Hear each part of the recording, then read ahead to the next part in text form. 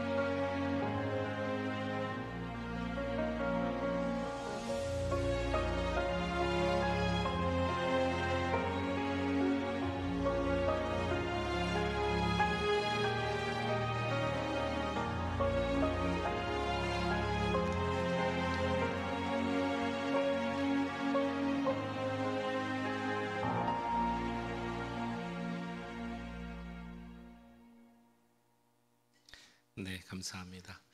오늘은 우리 온 가족으로 예배드리기 때문에 통역 서비스가 제공됩니다. 우리 한국말이 불편하신 분들은 통역기를 사용하셔서 또 불편함 없으시기를 바라겠습니다. 우리 앞뒤 좌우에 계신 분들, 우리 함께 축복합시다. 주님의 이름으로 사랑하고 축복합니다. 한번 인사하겠습니다. 주님의 이름으로 사랑하고 축복합니다. 축복합니다. 오늘 저는 여러분들에게 한 분을 소개하고 싶습니다. 2000년 전에 마리아의 품에서 태어나셨고 갈릴리 해변에서 자라셨으며 33세를 사셨습니다.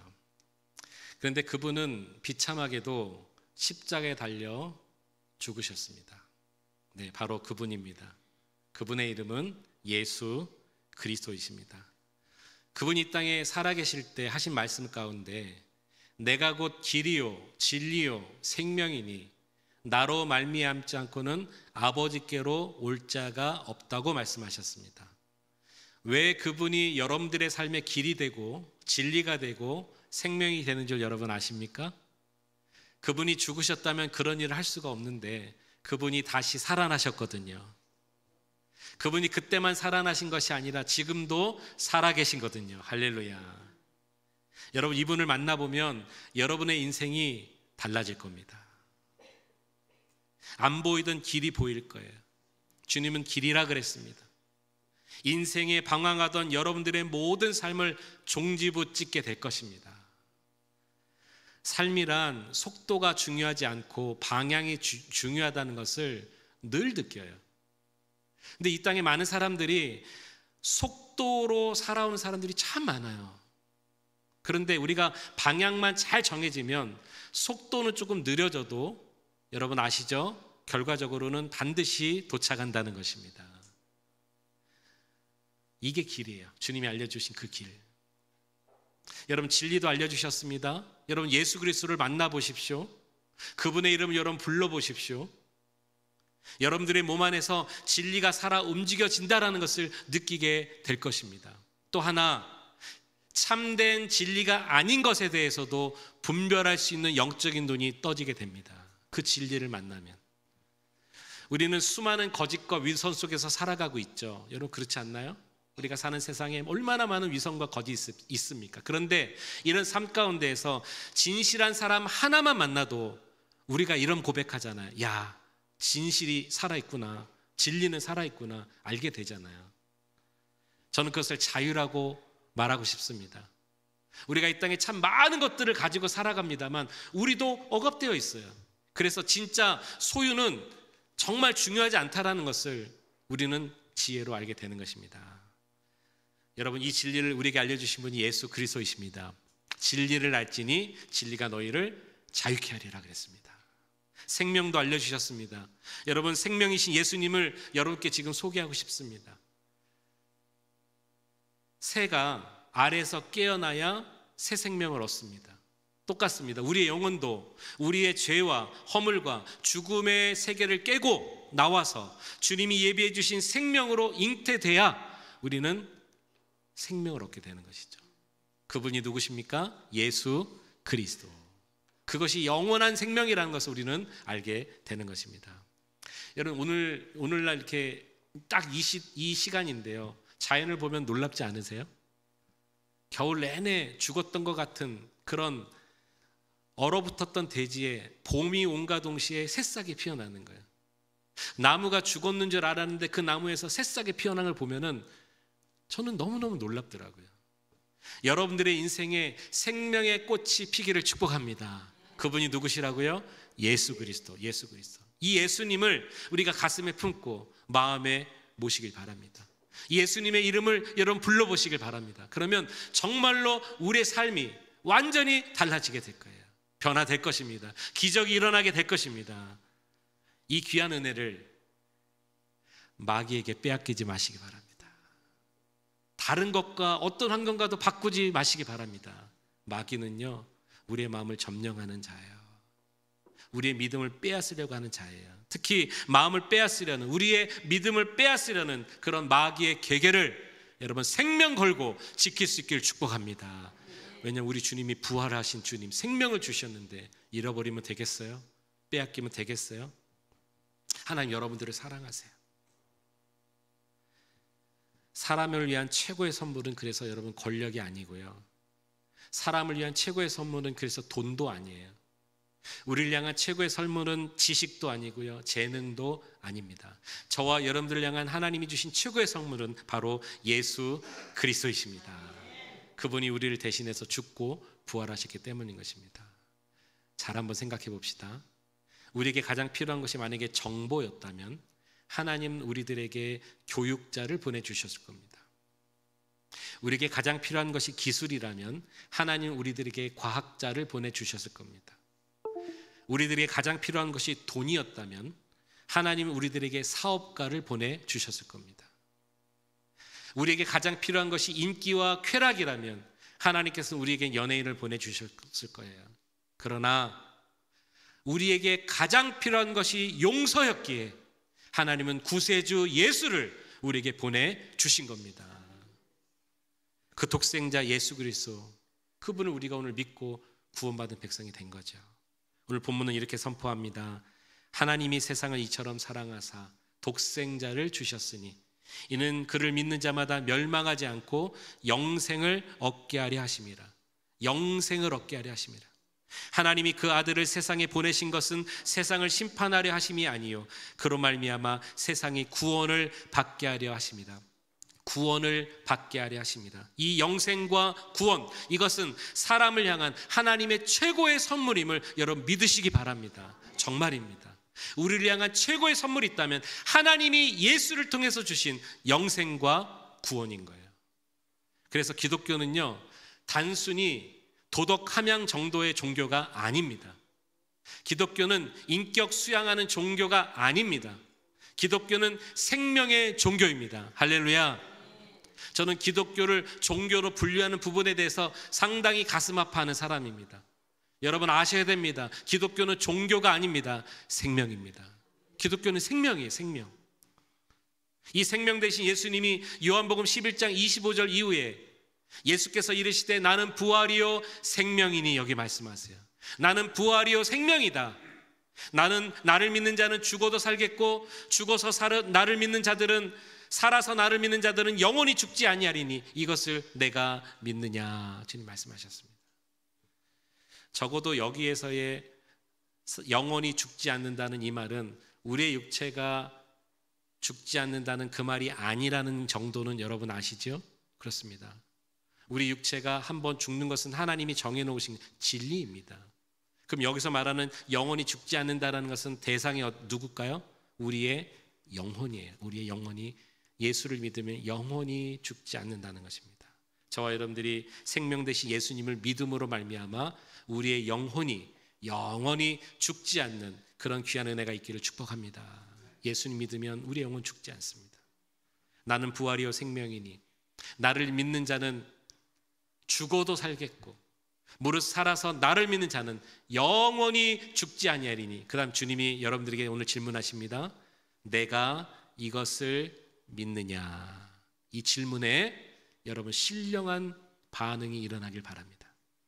나를 사랑하시고 나를 용서하시고 나의 죄를 대신해서 십자가 지시고 나에게 영생, 부활의 영생을 허락해 주신 그 주님, 놀라우신 선물 대신 예수님을 믿는 우리 귀한 성도들 되시기를 축복합니다. 2000년 전 안식 후 첫날 새벽 미명에 우리 예수님께서 부활하셨습니다. 예수님이 부활하신 그 무덤은 빈 무덤이에요. 사람들은 명예가 있고 돈이 있으면 무덤을 크게 짓습니다. 그 무덤에 큰 이름을 붙여요. 높게 쌉니다. 근데 우리 예수님은 무덤이 없으세요. 빈 무덤입니다. 여러분 이스라엘 성지순례 다녀오신 분들이 아실 거예요. 여기가 예수님 묻히신 곳입니다. 무덤입니다. 여기가 예수님 태어난 곳입니다. 정해놓은 것은 그곳이 어느 정도 그 정도일 것이다라고 예상해서 한 것이지 딱 그곳이라고 말할 수 없습니다. 그러나 분명한 것은 우리 예수님은 부활하셨다는 것입니다. 할렐루야. 성경은 예수께서 부활하신 이 사실을 절대로 과장하지 않았습니다. 그러나 매우 담대하면서도 확고한 어조로 부활하셨다라고 정확하게 말하고 있는 것이죠. 여러분, 예수님의 부활, 사람이 참 믿어지지가 않아요. 예수님이 이 땅에 태어나셨다는 것은 믿어요. 마리아의 몸을 통해서 오셨기 때문에. 예수님 이 땅에 자라셨다는 것도 믿어요. 공생의 사역을 하셨다는 것도 믿어요. 그분은 훌륭한 분이고 성자고 위대한 분이기 때문에. 그런데 예수님이 다시 부활하셨다, 인간의 몸으로 다시 부활했다, 야, 이게 도통 믿어지지 않아서 믿어지지 않는 거예요. 믿을 수 없다는 거예요. 여러분, 어떻게 생각하시나요? 그런데 주님은 분명히 부활하셨습니다. 그리고 부활하시지 않았다는 그런 이 세상의 어떤 함정, 모함은 절대로 찾을 수 없다는 것을 여러분께 말씀드립니다. 저는 개인적으로 이 학자들을 존경해요. 네, 많이 배우시고 또 학박사 되셔서 많은 사람들에게 지식을 알려주잖아요. 그래서 여러분, 그런 지식을 우리가 듣고 경험해서 사람됨을 얻잖아요. 인격도 자라고 사람 됨됨이로 자라갑니다. 그런 분들을 존경합니다. 그런데 학자이지만 존경하지 않는 학자가 있어요. 저는 뭐냐면, 역사적으로 사실인 예수님의 이 부활을 굳이 사실이 아닌 것으로 평생 연구하는 분이 계십니다. 그래서 박사학위 딴 분 계세요. 논문 쓰신 분이 계세요. 예수님 부활하지 않았다고. 독일에 많이 계십니다. 그런 학자들은 야, 참 어떻게 저런 인생으로 태어나셨을까, 너무너무 안타깝고 또 불쌍하고 또 굉장히 존경심이 가지 않습니다. 여러분, 예수님이 살아나셨다는 그런 사실과 기적, 일들이 얼마나 이 세상에 많이 있는지 여러분 아시나요? 부활은 예수님을 따르던 사람들로 하여금 참된 그리스도인이 되게 하는 사건입니다. 그래서 여러분, 그리스도인이란 이 말은 거듭났다는 말이잖아요. 이거 아셔야 됩니다. 부활 이전에 그리스도인은 없었어요. 예수님의 부활 이후에 그리스도인이 만들어진 겁니다. 이 만들었다고 하기가 좀 이상하지만 그리스도인이 생겨난 거예요. 왜냐하면 그리스도인이란 말이 거듭났다는 말이거든요. 예수님 믿고 영생을 얻고 거듭남이 그때부터 시작됐어요. 예수님 부활하시기 전에 제자들도 다 주님 부인하고 막 그러지 않았습니까? 부활 이후에 거듭난 제자들은 달라졌습니다. 목숨을 순교할 정도로 제자들은 달라졌다는 것이죠. 거의 대부분의 종교에서, 기독교를 포함해서 사랑과 윤리, 정의와 평화를 실현하는 일에서는 같은 마음을 먹습니다. 맞습니까? 그렇습니다. 우리 기독교도 사랑과 윤리 굉장히 중요하게 생각합니다. 그러나 다른 종교에서는 알지도 못할 뿐만 아니라 말할 수도 없는 한 가지가 우리 기독교인 있습니다. 뭐냐면 예수님이 부활하셨다는 사실입니다. 할렐루야. 다른 종교에는 부활이 없어요, 여러분. 당연하죠. 사람으로서는 부활할 수 없기 때문인 것입니다. 우리 하나님은 당신이 부활하심으로 우리를 거듭나게 하시고 우리에게 영생을 허락해 주셨다는 것이죠. 그래서 예수님의 부활과 그분을 믿는 거듭남과 그런 자들에게 주시는 이 영원한 생명만이 진정한 진리이고 길이고 생명인 것입니다. 할렐루야. 그 주님을 우리가 믿는 줄로 믿습니다. 아멘. 그렇습니다. 그 주님 우리가 믿습니다. 믿기에 오늘 우리가 이 자리에 와서 예배 드리고 있습니다. AD 380년 로마가 기독교를 국교로 정했습니다. 그때는 여러분 아시죠? 모든 길은 로마로부터. 그래서 로마가 이 서구 유럽을 장악했어요. 서구 유럽을 통일시켜서 신성 로마 제국을 만들어 버렸습니다. 얼마나 영향력이 대단했을까요? 그런데 게다가 기독교를 국교로 정했네요. 그러니까 기독교 복음의 역사가 편만하게 펼쳐지는 거예요. 로마가 기독교를 국교로 삼았으니 말입니다. 한참 그 영향력이 무르익을 AD 800년 로마의 성 베드로 성당에서 샤를 마뉴라는 황제가 대관식을 가졌습니다. 샤를 마뉴가 이제 황제가 된 거예요. 그가 대관식을 행하는 그 기점이 이 기독교 역사의 가장 중요한 기점 중에 하나가 되었습니다. 그전에는 이탈리아 로마를 중심으로 지중해 기독교 세력만 있었습니다. 기독교 시대가 지중해 안에만 있었는데 이제는 독일과 프랑스로 지대를 넓히면서 이제는 전 유럽 중세 기독교 시대가 돼버렸어요. 여러분 아시죠? 17세기, 18세기에 중세 기독교 시대 때 독일에서부터 종교개혁이 시작됐잖아요. 아마 이 일이 일어나지 않았다면 독일에 그런 일이 없었을 것입니다. 그때 한참 기독교가 편만하게 복음이 증거될 때 이 샤를 마뉴라는 황제가 자신이 운명하기 전에 이런 유언을 남겼습니다. 내가 죽고 난 후에 나를 무덤에 묻을 때 로마 황제의 보좌에 앉아있는 모습 그대로 꼿꼿하게 나를 앉히고 머리에는 왕관을 씌우고 손에는 황제의 호를 쥐게 하고 어깨에는 황제의 망토를 걸친 채로 나를 장사 지내라. 아마도 죽어서도 그 영광을 차지하고 싶었던 것 같아요. 그런데 중요한 건 그다음 말입니다. 또 잊지 말아야 될 것이 있는데 내가 원하는 책 한 권을 펼쳐놓은 상태로 내 무릎 위에 그대로 올려놓도록 해라. 그 책이 어떤 책이었을까요? 이게 200년 후에 밝혀집니다. 200년 후에 오토 대제가 이제 황제로 등극하고 나서 그 샤를마니의 무덤을 열어 제쳤습니다. 200년 만에 나타난 거예요. 200년이 됐으니까 이제 완전히 뼈만 남았겠죠. 근데 얼마나 그 왕자에 단단히 묶어놨던지 앉은 채로 그대로 죽어서요. 이 해골이 앉은 채로 그대로 있는 거예요. 왕관은 금으로 되어 있으니까 변하지 않잖아요. 그 해골 머리에 그대로 쓰여져 있는 거예요. 그리고 정말 그 무릎 위에 책이 하나 올려져 있는데 가만히 보니까 성경책이었어요. 그때 알게 된 거예요. 그리고 그의 뼈만 남은 손가락으로 한 지점을 이렇게 가리키고 있는데 그 부분이 마태복음 16장 26절을 가리키고 있었어요. 사람이 만일 온 천하를 얻고도 제 목숨을 잃으면 무엇이 유익하리요? 사람이 무엇을 주고 제 목숨과 바꾸겠느냐? 우리에게 큰 깨달음을 주는 말씀입니다. 여러분, 우리들이 이 땅에 사는 날 동안에 이 땅에서 빨리 깨달아야 될 진리가 하나 있습니다. 이것은 늦으면 늦을수록 후회하십니다. 그 진리가 뭐냐면 내세, 천국에 대한 내세를 준비하고 살아야 한다는 거예요.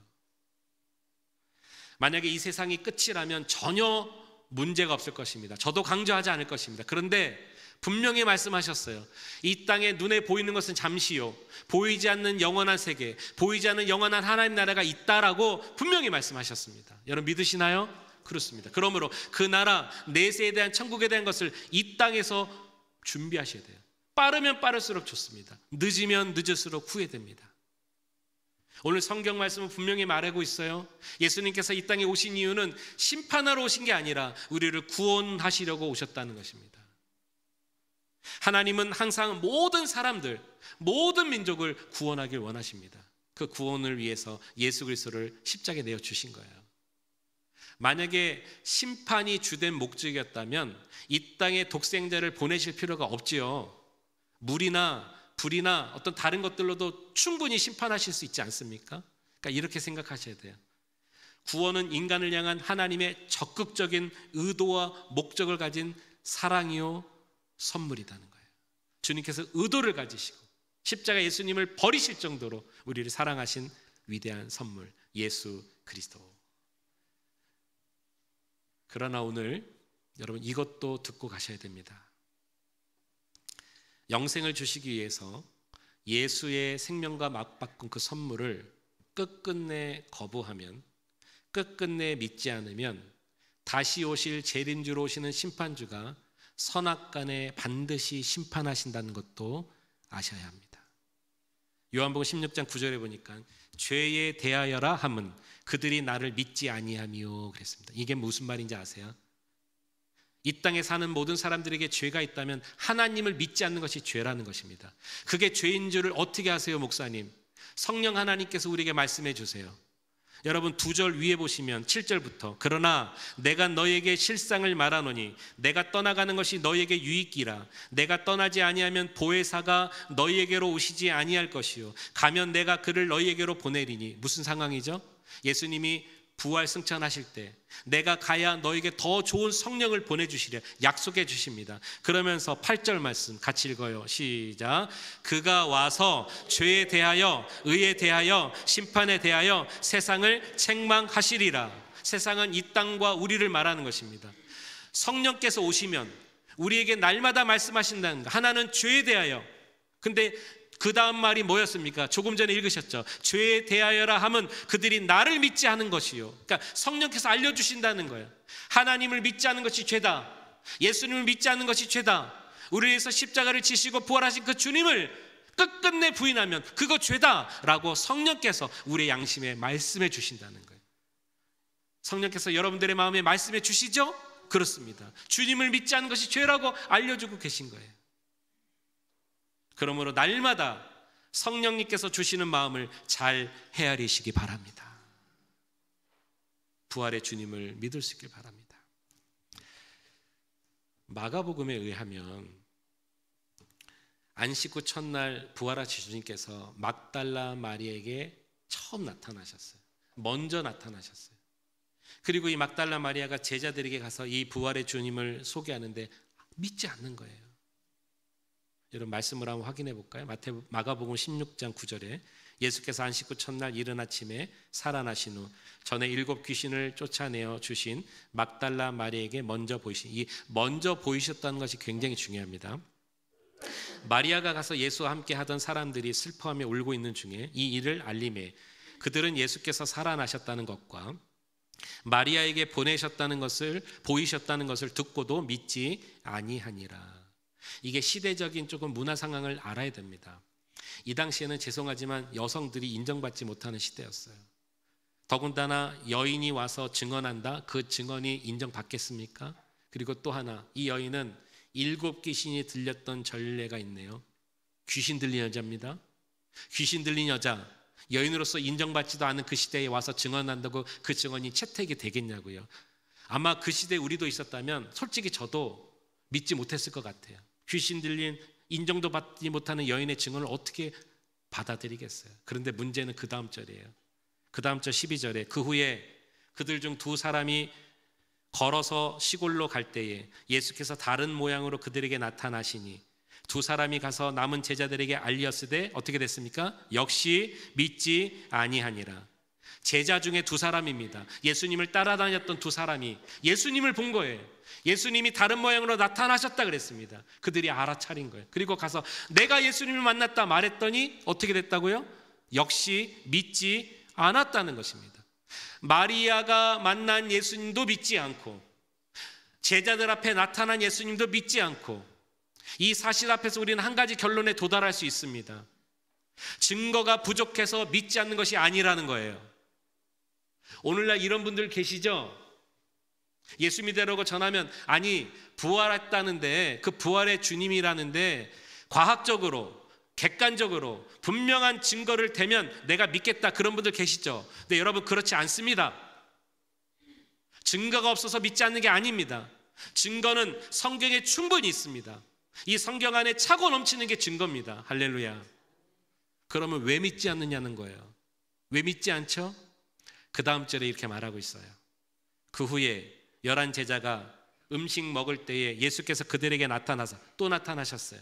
그들의 믿음 없는 것과 마음이 완악한 것을 꾸짖으시니 이는 자기가 살아난 것을 본 자들의 말을 믿지 아니함이라. 예수께서 어느 부분을 꾸짖으셨나요? 지금 마음이 완악하여 믿지 않는 것을 꾸짖고 계신 거예요. 증거가 없어서 꾸짖으신 게 아니라 마음이 완악하기 때문에 꾸짖고 있는 것입니다. 여러분, 증거가 문제가 아니었어요. 우리의 심령의 상태가 문제인 거예요. 모든 문제는 마음에 달려 있습니다. 아무리 달래고 얼래도 마음이 완악하고 강팍하면 열리지 않는 거예요. 아셔야 됩니다, 여러분. 여러분, 마음 빼앗기지 마시기 바랍니다. 성경에 보면 그 수많은 증거 가운데 날 사랑하신다는 증거가 부활입니다. 부활. 할렐루야. 주님이 여러분들을 사랑하신 증거가 예수 부활하셨다는 사건입니다.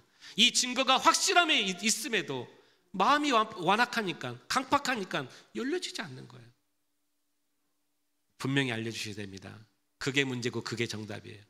왜 예수 믿지 않는가? 예수님을 부인하는가? 또 우리들도 왜 마음이 열려지지 않는가? 완악해서 그래요. 강팍해서 그래요. 그러므로 내 마음의 문이 활짝 열려져서 주의 말씀을 듣고 그 말씀을 알고 그 말씀을 믿는 것, 이것이 한번 따라합시다. 하나님의 은혜입니다. 은혜로밖에 설명할 길이 없어요. 그 말씀을 듣고 알고 믿게 됐다면 하나님의 은혜예요.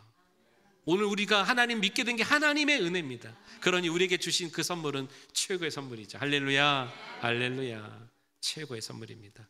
이 믿음을 은혜라고 하는 거예요. 이 최고의 선물을 주신 부활하신 주님께 감사와 찬양과 영광을 올려드리는 저 여러분들의 한 주간의 삶이 되기를, 또 우리의 평생의 삶이 되기를 주의 이름으로 축원합니다. 기도하시겠습니다. 우리 함께 같이 이 시간에 기도할 때 오늘 말씀 우리가 들었습니다.